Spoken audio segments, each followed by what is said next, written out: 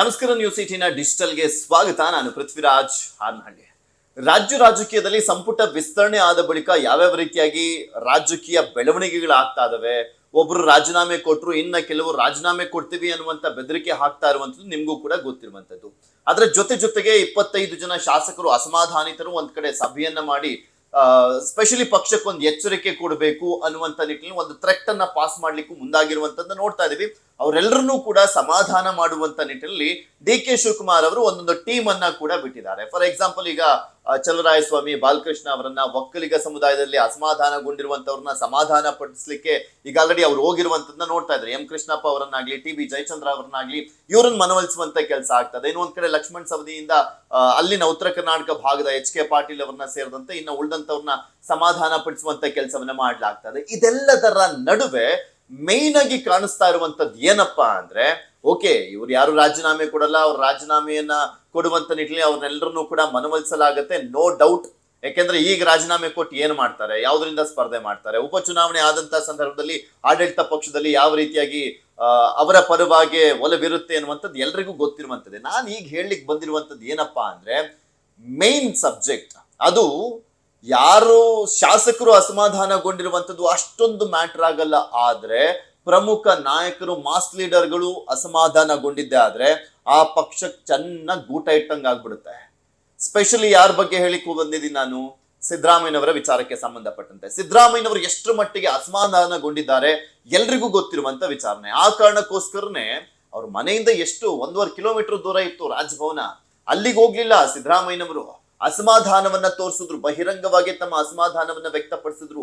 Silent ಆಗಿ ಇಟ್ಕೊಂಡು ಮನೆಯಲ್ಲೇ ಇಟ್ಕೊಂಡು ಸಿದ್ದರಾಮಯ್ಯನವರಿಗೆ ಅಂದ್ರೆ ಸಿದ್ದರಾಮಯ್ಯನವರ ಅಸಮಾಧಾನವನ್ನ ತೋರಿಸಿದ್ರು. ಯಾಕಂದ್ರೆ ತಾನು ಹೇಳಿದಂತವರಿಗೆ ಅಲ್ಲಿ ಸಚಿವ ಸ್ಥಾನ ಕೊಟ್ಟಿಲ್ಲ ಅನ್ನುವಂತ ಕಾರಣಕ್ಕೋಸ್ಕರ. ಸ್ಪೆಷಲಿ ಕೆಲವೊಂದು ಬೇರೆ ಬೇರೆ ಜಾತಿಯವರು ಇರ್ಬೋದು, ಬೇರೆ ಬೇರೆಯವರು ಕೂಡ ಇರ್ಬೋದು, ಆದರೆ ತಮ್ಮದೇ ಸಮುದಾಯದ ಕುರುಬ ಸಮುದಾಯದ ಬ್ಯಾಡಗಿ ಶಾಸಕ ಬಸವರಾಜ್ ಶಿವಣ್ಣನವರಿಗೆ ಸಚಿವ ಸ್ಥಾನ ಕೊಟ್ಟಿಲ್ಲ ಅನ್ನುವಂಥದ್ದು ಅವರ ಆಕ್ರೋಶಕ್ಕೆ ಕಾರಣ ಆಗಿತ್ತು. ಯಾಕೆಂದ್ರೆ ಒಂದು ಗಾಯತ್ರಿ ಶಾಂತೇಗೌಡರ ಹೆಸರನ್ನ ಸಿದ್ದರಾಮಯ್ಯನವರು ಸೂಚಿಸಿಲ್ಲ, ಮತ್ತೊಂದ್ ಕಡೆ ಡಿ ಕೆ ಶಿವಕುಮಾರ್ ಅವರು ಕೂಡ ಸೂಚಿಸಿಲ್ಲ.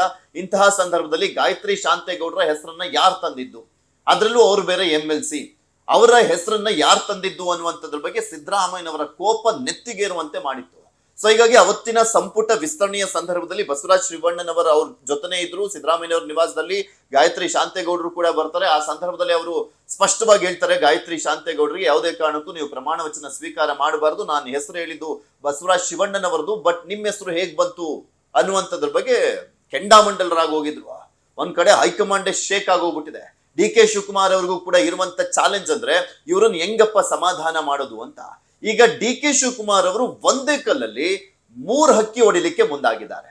ವೆರಿ ಇಂಟ್ರೆಸ್ಟಿಂಗ್ ವಿಚಾರ ಇದು. ರಾಜಕೀಯದಲ್ಲಿ ಯಾವಾಗ ಏನ್ ಬೇಕಾದ್ರೂ ಆಗುತ್ತೆ, ಸ್ಪೆಷಲಿ ಕಾಂಗ್ರೆಸ್ ಪಕ್ಷದಲ್ಲೂ ಕೂಡ ಅಷ್ಟೇ.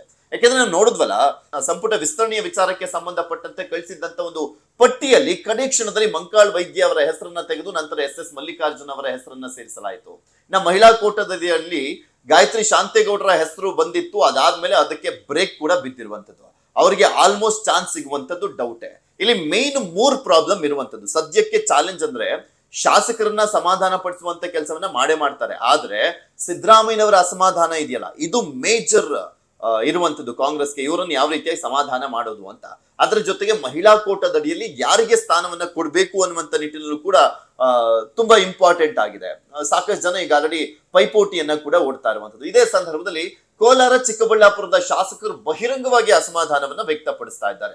ಒಂದ್ ಕಡೆ ಡಿ ಕೆ ಶಿವಕುಮಾರ್ ಅವರ ವಿಚಾರಕ್ಕೆ ಸಂಬಂಧಪಟ್ಟಂತೆ ಕೆಲವರು ಅಸಮಾಧಾನ ಇದ್ರೆ, ಇನ್ ಕೆಲವರು ಸಿದ್ದರಾಮಯ್ಯನವರ ವಿಚಾರಕ್ಕೆ ಸಂಬಂಧಪಟ್ಟಂತೆ ಅಸಮಾಧಾನವನ್ನ ವ್ಯಕ್ತಪಡಿಸ್ತಾ ಇದ್ದಾರೆ. ಅದರ ಜೊತೆಗೆ ನಮ್ಮ ಬಲಗೈ ಸಮುದಾಯ ಕೋಲಾರದಲ್ಲಿ ಇಡೀ ದೇಶದಲ್ಲೇ 2ನೇ ಹೈಯೆಸ್ಟ್ ಯಾವ್ದಾದ್ರು ಒಂದು ಡಿಸ್ಟ್ರಿಕ್ಟ್ ಅಲ್ಲಿ ಬಲಗೈ ಸಮುದಾಯ ಇದ್ರೆ ಅದು ಕೋಲಾರದಲ್ಲಿ. ನಮಗೆ ಅನ್ಯಾಯ ಮಾಡ್ಲಾಗ್ತಾ ಇದೆ, ನಮ್ಮನ್ನ ಭಿಕ್ಷುಕರ ರೀತಿ ನಡೆಸ್ಕೊಳ್ತಾ ಇದ್ದಾರೆ ಅನ್ನುವಂತ ಒಂದು ಸ್ಟೇಟ್ಮೆಂಟ್ಗಳಿದೆಯಲ್ಲ, ಇದು ಕಾಂಗ್ರೆಸ್ಗೆ ಮುಂದಿನ ದಿನಗಳಲ್ಲಿ ಹೊಡೆತ ಕೊಡುವಂತ ಚಾನ್ಸಸ್ ಇರುವಂತದ್ದು. ಈ 3ಅನ್ನು ಕೂಡ ಬ್ಯಾಲೆನ್ಸ್ ಮಾಡುವಂತ ನಿಟ್ಟಿನಲ್ಲಿ ಡಿ ಕೆ ಶಿವಕುಮಾರ್ ಅವರು ಮಾಸ್ಟರ್ ಮೈಂಡ್ ಯೂಸ್ ಮಾಡಿದ್ದಾರೆ, ಮಾಸ್ಟರ್ ಪ್ಲಾನ್ ಅನ್ನ ಮಾಡಿದ್ದಾರೆ. ಒಳ್ಳೆ ಸ್ಟ್ರೋಕ್ ಇದು. ಏನ್ ಮಾಡ್ತಿದ್ದಾರೆ ಅಂತ ನೋಡೋದಾದ್ರೆ, ಈಗ ಸಿದ್ದರಾಮಯ್ಯನವ್ರನ್ನ ಸಮಾಧಾನ ಮಾಡಬೇಕು, ಕುರುಬ ಸಮುದಾಯ ಸ್ಪೆಷಲಿ ಉತ್ತರ ಕರ್ನಾಟಕ ಭಾಗದ ಕುರುಬ ಸಮುದಾಯಕ್ಕೆ ಆದ್ಯತೆಯನ್ನ ಕೊಡಬೇಕು. ಅದರ ಜೊತೆಗೆ ಕೋಲಾರ ಮತ್ತು ಚಿಕ್ಕಬಳ್ಳಾಪುರ ಕ್ಷೇತ್ರದಲ್ಲಿ ಇರುವಂತವ್ರನ್ನು ಕೂಡ ಸಮಾಧಾನ ಪಡಿಸಬೇಕಾಗಿರುವಂತ ಹಿನ್ನೆಲೆಯಲ್ಲಿ ಒಂದು ಪ್ಲಾನ್. ಆ ಪ್ಲಾನ್ ಏನಪ್ಪಾ ಅಂದ್ರೆ, ಪ್ರಮುಖವಾಗಿ ಉತ್ತರ ಕರ್ನಾಟಕ ಭಾಗದಲ್ಲೂ ಕೂಡ ಅತಿ ಹೆಚ್ಚಾಗಿ ಕುರುಬ ಸಮುದಾಯದವರಿದ್ದಾರೆ. ಆ ಕುರುಬ ಸಮುದಾಯದವ್ರನ್ನ ಅಂದ್ರೆ ಆ ಸಮುದಾಯಕ್ಕೆ ಅಲ್ಲಿಗೆ ಒಂದೂ ಕೂಡ ಸಚಿವ ಸ್ಥಾನ ಕೊಟ್ಟಿಲ್ಲ. ಕಿತ್ತೂರು ಕಲ್ಯಾಣ ಕರ್ನಾಟಕ ಭಾಗದಲ್ಲಿ ಪ್ಯಾನ್ ಕರ್ನಾಟಕ ವೋಟರ್ಸ್ ಕುರುಬ ಸಮುದಾಯದವರು, ಅವರಿಗೆ ಒಂದೂ ಕೂಡ ಸಚಿವ ಸ್ಥಾನ ಕೊಟ್ಟಿಲ್ಲ ಅನ್ನುವಂತ ಕಾರಣಕ್ಕೋಸ್ಕರ ಅಸಮಾಧಾನ ಭುಗಿಲೆದ್ದಿದೆ.